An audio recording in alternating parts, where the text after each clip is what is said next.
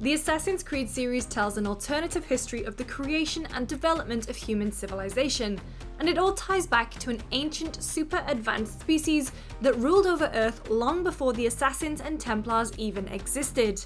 Spanning over a dozen games, the lore of this massively beloved series is vast. But the semi-magical through line of all Assassin's Creed games and the age-old battle over ancient technology is secretive, and altogether more complex. There will be spoilers ahead, but let's dive in and see where this series and the origin of humanity all began. Long before humanity's existence, there were those who came before. The first civilization that ruled Earth over 77,000 years ago were called the Isu. The Isu were a super advanced ancient race of humanoids that were better than humans in just about every way, with longer lifespans, 6 senses instead of 5, and even triple helix DNA structure. Even though they seem a bit like aliens, they were native to Earth and were a result of thousands of years of evolution, but their origins are still somewhat unclear. The Isu created and bred an obedient, simple-minded race of creatures to use as an enslaved workforce, humans. Early humans couldn't really comprehend the Isu and their intelligence, so they viewed the Isu as gods. Humans were built to survive, but they weren't intended to be very smart. In fact, the Isu also created Neanderthals to use as a military force. However, to keep humanity under control, the Isu crafted technologies known as Pieces of Eden. These are a collection of powerful devices that tap into human brains through a network of neurotransmitters to ensure their total obedience. These Pieces of Eden include King Arthur's sword Excalibur, the crystal skulls, and the broken spear of Leonidas. Some Pieces of Eden are used for mind control, but others can empower the person using it. The Swords of Eden grant leadership and charisma, and the Shrouds of Eden grant powers of healing and restoration. Pieces of Eden have been utilized to help some of the most influential leaders in history, including Genghis Khan, Napoleon, and Gandhi. These are the items the Assassins and Templars have been fighting over for centuries. The Templar Order hopes to exploit the Pieces of Eden to help them achieve a new world order, while their enemies, the Assassins, seek to guard them. But there are certain humans born without the neurotransmitters that give Pieces of Eden their power, making them immune to the artifact's mind control abilities. These are human Isu Hybrids. Hybrids and their subsequent bloodlines have an extrasensory perception, or a sixth sense, called eagle vision, also known as Odin's sight by Viking assassins. Not only did Altair, Ezio, Bayek, and many other noteworthy assassins have this hyper-awareness, but the sense was also possessed by the first known hybrids, Adam and Eve. In an ancient Isu city referred to as the Garden of Eden, Adam and Eve, using their hybrid ability to resist mind control, stole an apple of Eden, which doesn't actually look like an apple at all.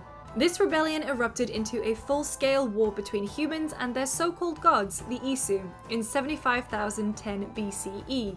The first civilization was more technologically advanced, but humans had the advantage of numbers. Big numbers. With millions more human fighters compared to their creators, this civil war went on for a decade, with much higher casualties than the Isu expected, but they were so distracted fighting the war that they failed to notice an impending disaster approaching Earth, a massive solar flare.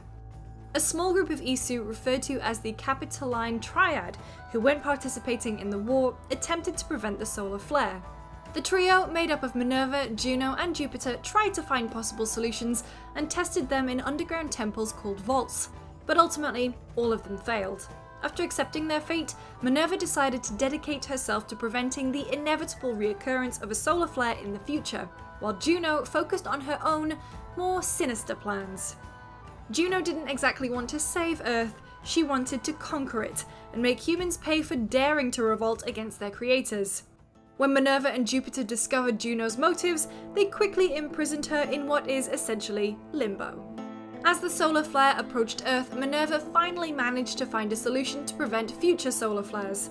She constructed a pedestal called the Eye that had the power to alter the patterns and equations of existence to protect the Earth and leave hidden messages of warning for future humans.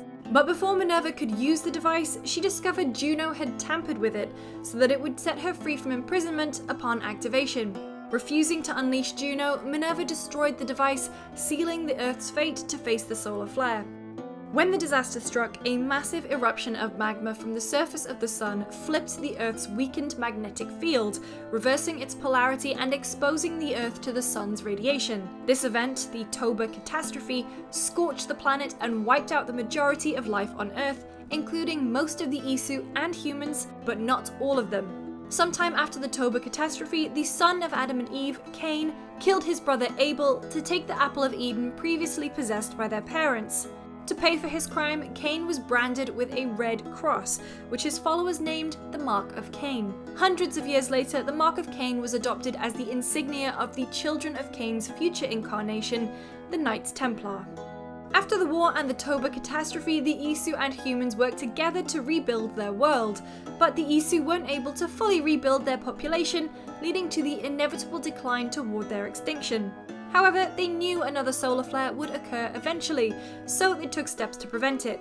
Minerva built a second eye device and recorded hologram messages of warning in a vault underneath what would become Vatican City in Rome. In these messages, Minerva warned of Earth's impending doom and spoke of the temples that could save Earth from destruction, built by those who knew to turn away from war. Only 100 years after the temples were built, the first civilization was almost completely extinct, and this message was one of the last remaining vestiges of the first civilization. After the Isu faded into obscurity, the first instance of a modern human discovering their existence was by a descendant of Adam, Altair. It wasn't for 300 more years that humanity would encounter them again when a descendant of Altair, the assassin Ezio Auditore da Firenze, found Minerva's hologram underneath the Vatican. Ezio told the other assassins about Minerva, but they didn't really understand her true nature and power. Even Ezio seemed to have a hard time rationalizing her existence. 500 years after Ezio, his descendant Desmond Miles was forced by Abstergo Industries to receive Minerva's messages through the memories of Altair and Ezio.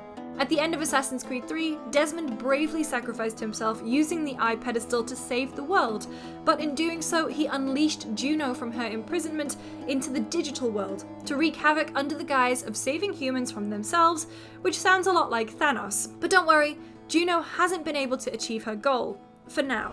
I will save you all. While we don't know too much about Assassin's Creed Valhalla yet, fans are already speculating the ways the Isu and the Pieces of Eden could play a role in the next installment of the popular series. In Valhalla, we'll be playing as Vikings, but of course, every Assassin's Creed game involves elements of sorcery intertwined with Earth's alternative history. In the series lore, the Isu seem to have directly influenced different polytheistic religions, since many of them have the same names as Roman gods like Minerva, Juno, and Jupiter. It becomes even more apparent in Assassin's Creed Origins and Odyssey when it's revealed that the Egyptian and Greek gods are also actually Isu. It seems possible that Valhalla could include the Isu as the Norse gods, like Odin, Thor, Loki, or Freya. In Norse mythology, Valhalla means the Hall of the Slain, and is an enormous, majestic hall in Asgard ruled by the god Odin. The legend says that when warriors died in combat, Odin chose the best fighters and sent Valkyries to lead them to Valhalla upon dying, so they can aid Odin during the battles of Ragnarok. The whole ceiling was thatched with golden shields and was surrounded by legendary creatures and the Golden Tree Glacier. It seems possible that there might be Norse Pieces of Eden in Assassin's Creed Valhalla, or even a humanity-threatening event like Ragnarok. But we'll just have to keep waiting until November to find out. For more on Assassin's Creed Valhalla and other episodes of Lorescape, including ones on The Witcher 3 and The Sims, make sure you keep your eyes peeled to youtube.com/GameSpot. This is Lucy James reading for Miranda Church.